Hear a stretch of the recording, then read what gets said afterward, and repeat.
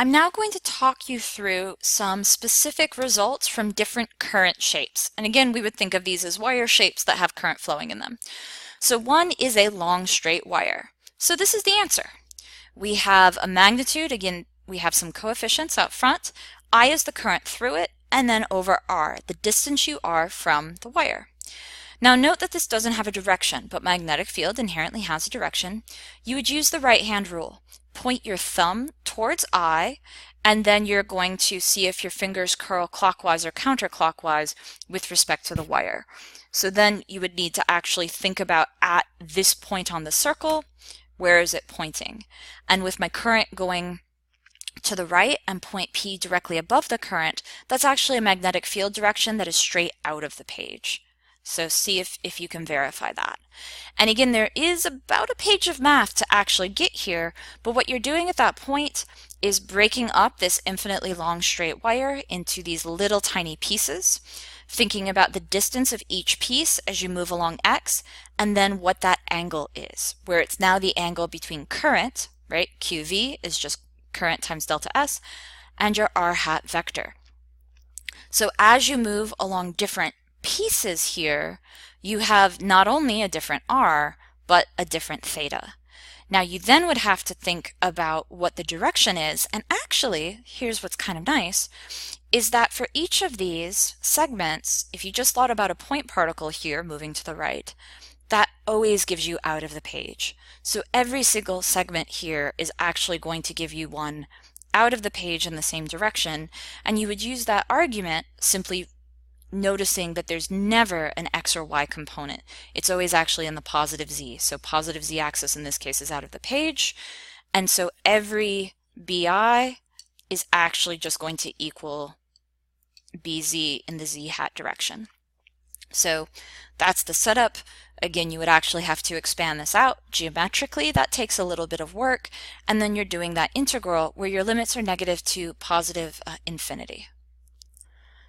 As long as our wire is effectively infinitely long, you have the exact same magnetic field every location along the wire. This isn't a uniform magnetic field. Be careful about that because again, as you get further away from the wire, the strength of your magnetic field is less. However, it doesn't matter where we are on the wire, we would get the same field. Why? Because it was infinite in our original calculation. So when are you allowed to simplify a problem and use this? Well, first the wire needs to be straight. Now, maybe it's not exactly straight. Maybe it's just a wire from running one point to another point and you expect that it's straight. But if you're dealing with a wire that looks like that, that's not straight. If you're using a wire that looks like that, okay, that's straight-ish. So it needs to be at least straight-ish, and part of your modeling is going to be that you're assuming that it's perfectly straight. If you haven't been told that in the problem, make sure that you're not told anything else in the problem that contradicts that. It needs to be very, very long. Now, again, we calculated its length to be infinity in this problem, but many real-world wires are not infinitely long. So as long as the wire is very long or long compared to your distance, this is reasonable to use. Finally, the last situation that you might use this is if your shape can be broken into long straight pieces of wire. So one example of that is if I have a current running that way, a current running that way, a current running this way, and then a current running that way, and I asked you, hey, what's the magnetic field at this point? Well, you just have 4 long straight wires. You can't just say you have one long straight wire, you have 4 of them. But that would be one thing that works. What you could also potentially do, maybe you have a really big box where there's a current and you're in the center.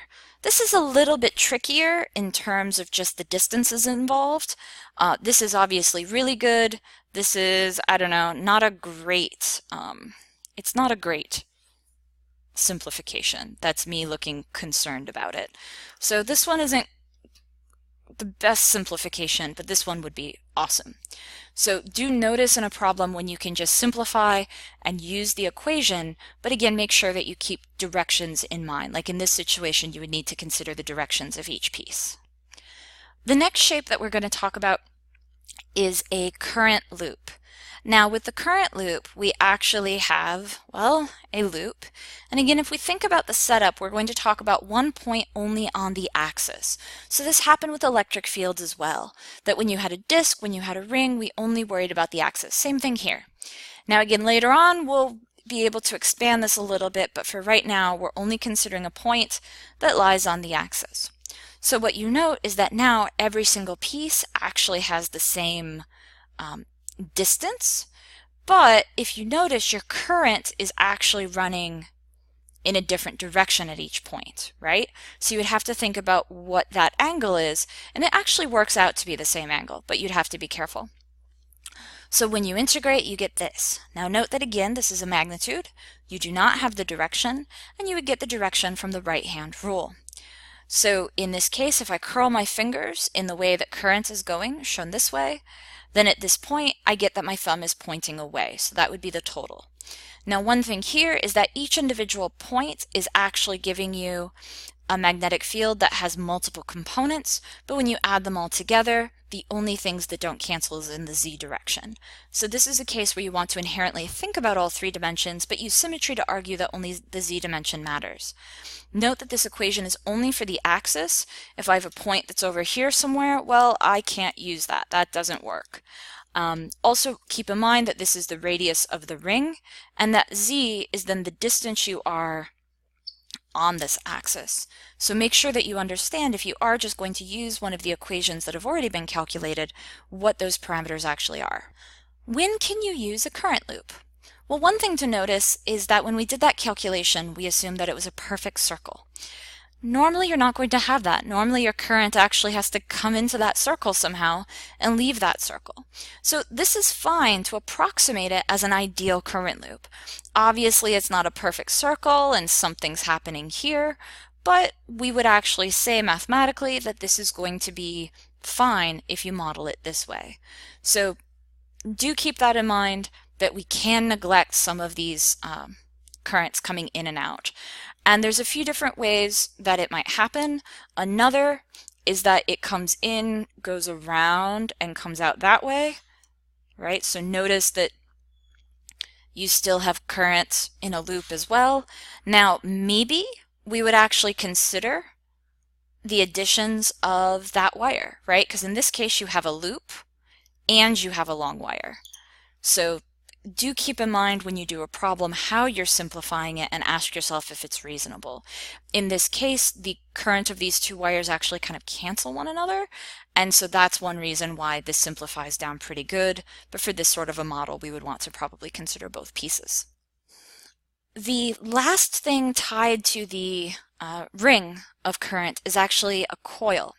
Now, when I say coil, I don't actually mean solenoid. There is going to be a relationship, but solenoids are covered in detail in a later section. And the idea here is that you have multiple little circles of current that are stacked up on top of one another. And this equation, though, is actually only for the exact center, right? It's not everywhere on the axis, it's just the exact center, which you can't exactly see. And what you do is you go back to the equation for a single loop, put in z equals 0, and then multiply it by n. So that's how many loops you have. And this is again a scenario where it's probably very reasonable to neglect the wires that are actually bringing current in and out of your loop. So again, many real-world situations you can simplify it down to be a coil as long as you're asking for the point in the exact center, and then you can use this equation as long as you do the simplification very clearly.